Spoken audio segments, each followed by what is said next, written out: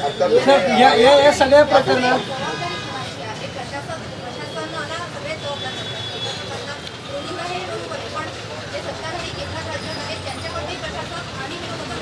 मला असं वाटतं हा राज्य सरकारचा विषय आहे आणि राज्य सरकारच्या खात्याचा आणि महानगरपालिकेचा हा संबंधित ही जबाबदारी आहे.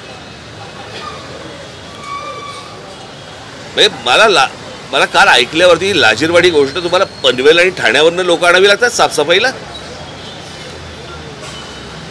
पुण्यासारखं शहर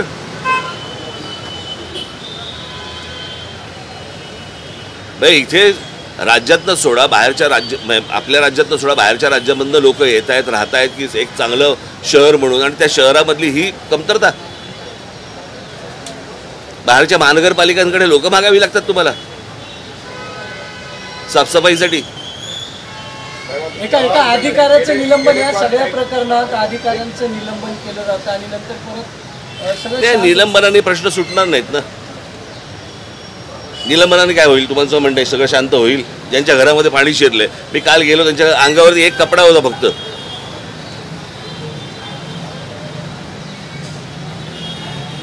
आता समजा तिथे रोगराई वाढली ते कोण बघणार. एक अधिकारी निलंबित करून काही होत नाहीत ना प्रश्न सुटत नाहीत असे. राज्य सरकारला स्वतःला याच्यामध्ये सर्वांनाच मुख्यमंत्री उपमुख्यमंत्री यांना स्वतःला लक्ष घालावं लागेल याच्यामध्ये.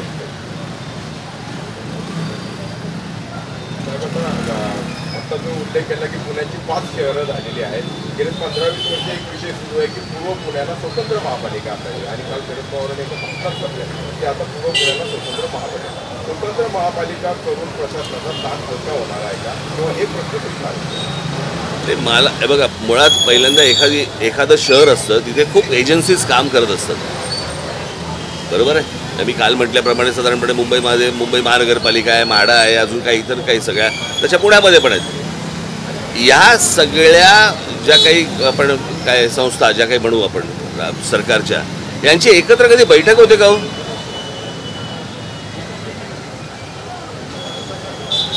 कोणीतरी यायचं पाईपलाईन घालायची पाईपलाईन घातली फुटपाथ केला फुटपाथवाले मग फुटपाथवाले येणार नवीन टाईल बसवायला. हे सतत चालू राहतं. याचं कारण टेंडर निघाली की पैसे काढता येतात त्यातनं. त्याच्यामुळे चांगले रस्ते तुम्हाला द्यायचे नाहीत चांगले फुटपाथ तुम्हाला द्यायचे नाहीत. मी मगाशी म्हटलं ना हे सगळं नेक्सस आहे आणि हे मला असं वाटतं की या शहरामधले जे नगरसेवक आहेत या नगरसेवकांनी आता नीट जाणीवपूर्वक लक्ष दिलं पाहिजे. ज्यांच्या इच्छा आहेत त्यांनी तरी लक्ष द्यायला पाहिजे.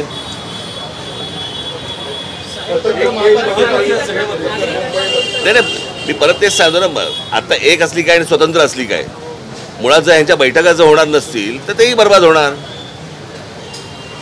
या शहराबद्दलचा मूळ मुद्दा आहे.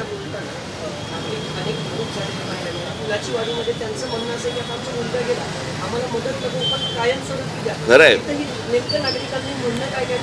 मी काल त्या भगिनींशी बोलत होतो. मला त्यांचं हिंमत त्यांची की 2-3 दिवस झाले त्यांचा मुलगा गेला आहे आणि त्या ज्या प्रकारे बोलत होत्या की माझा मुलगा गेला आहे आता तो काही परत येणार नाही परंतु या सगळ्या गोष्टीला एक सिस्टीम लागली पाहिजे.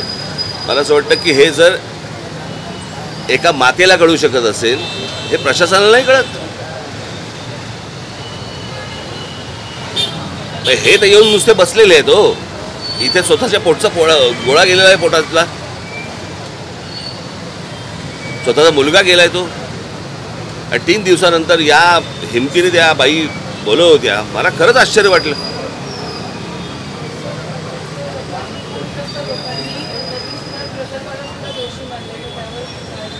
नाही काय आहे एखादा प्रकल्प समजा आणायचा आहे तर तो सगळ्यांना विचारपूस करून किंवा विचारून तुम्ही आणत का नाही आहात.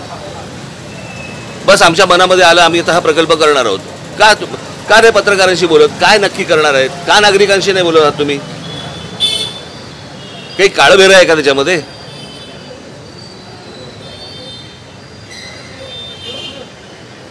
विचारायला गेल्यानंतर ते सांगणार नाही नाही वरून सांगितलं गेलं. वरून म्हणजे कुठून आभाळातून.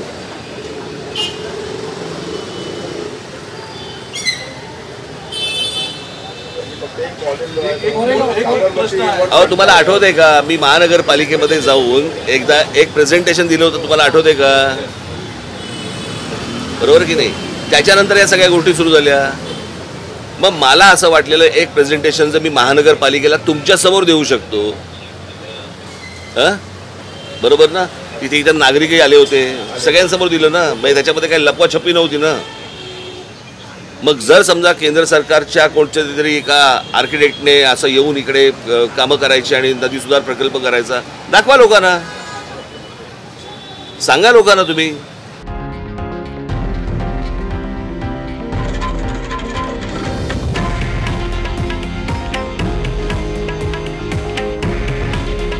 हे आहे देशातील नंबर 1 न्यूज नेटवर्क आणि आपण पाहत आहात TV9 मराठी. काळजी तुमची, हित महाराष्ट्राचं.